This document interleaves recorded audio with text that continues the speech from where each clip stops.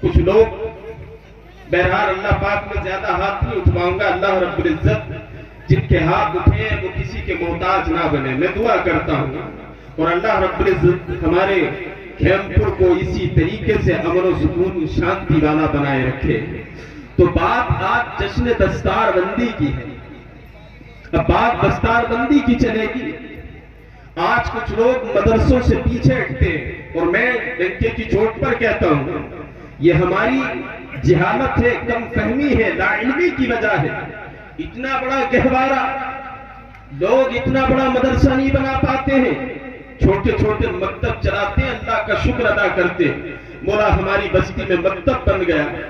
آج میرے کھیم پور میں اتنا بڑا ادارہ, لیکن اس ادارے کی طرف لوگوں کا شوق ہے ہی نہیں. کیوں شوق نہیں ہے؟ کیا ہے یہ ادارہ؟ کیوں ہے؟ وجہ کیا ہے؟ کیوں ہم گلے پھاڑ کر کے آپ کو ادارے کی طرف آئیے, ادھر آئیے, آؤ بچوں کا تعاون کریں, مدرسے کا تعاون کریں, بچے علم دین مصطفیٰ سے یہاں جو ہے مزین ہوتے ہیں, اور بچوں کو یہاں لاؤ. کیوں کہتے ہیں؟ ہم لوگ بغیر مطلب کے کام نہیں کرتے. تو اگر بات مطلب کی ہو تو یقیناً ان مدرسوں کو دل میں بساؤ, اور بات مطلب کی تمہارے فائدے کی نہ ہو تو مدرسوں کے قریب مت آنا. کیا فائدہ ہے؟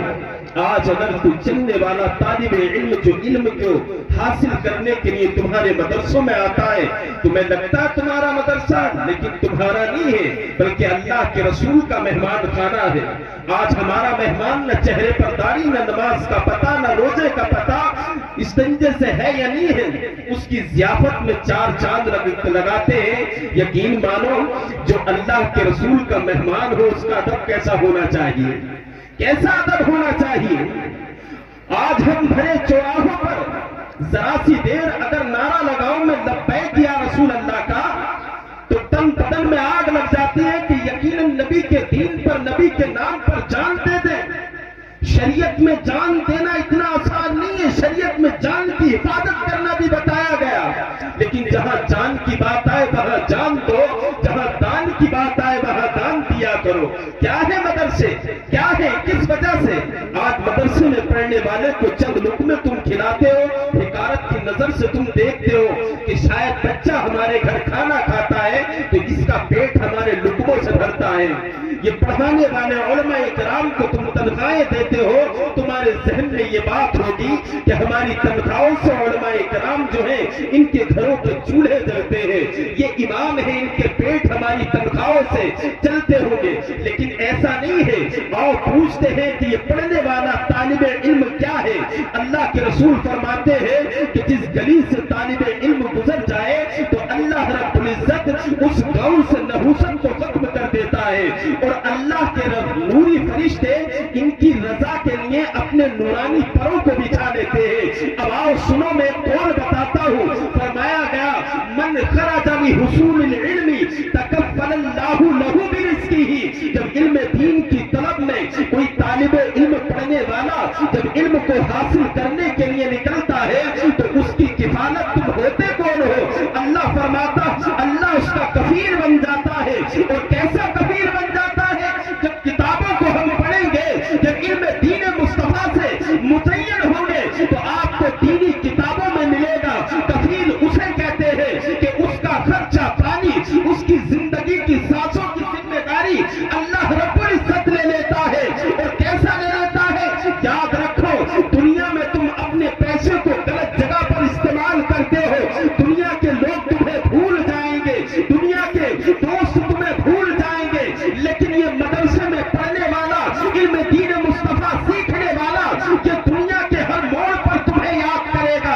جہاں کوئی یاد نہیں کرتا وہی مدرسے کا پڑھنے والا تمہیں یاد کرے گا. روایتیں آتی ہے جب قیامت کا میدان ہوگا, آج تمہارے ملنے والے ہیں, جب تک زندہ ہو تمہارے پیسے پر اترائیں گے, جب تک تمہارے پاس پیسہ ہے تمہاری دوستی پر اترائیں گے, لیکن انتقال کے بعد منہا خلقناکم کہہ کر 2-3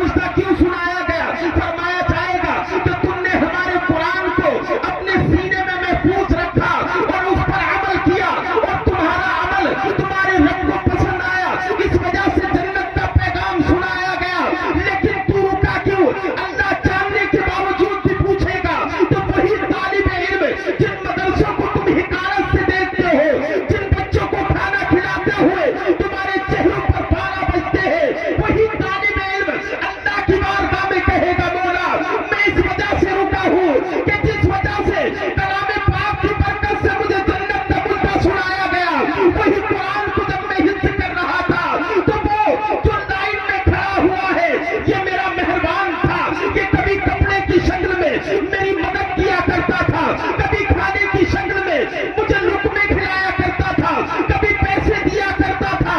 یہ دنیا میں میرا مہربان تھا، یہ میرا کرم فرما تھا، یہ میرا کفیل تھا. پروردگار عالم ارشاد فرمائے گا چاہتا کیا ہے تو مولا کی بارگاہ میں عرض کرے گا مولا چاہتا یہ ہوں کہ دنیا میں جیسا میرا کفیل تھا یہ جنت میں میری بھی اسی طریقے سے کفالت کرے جس طریقے سے اس کا دست شفقت دنیا میں مجھ پر دراز تھا.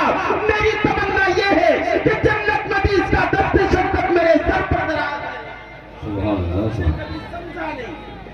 تم نے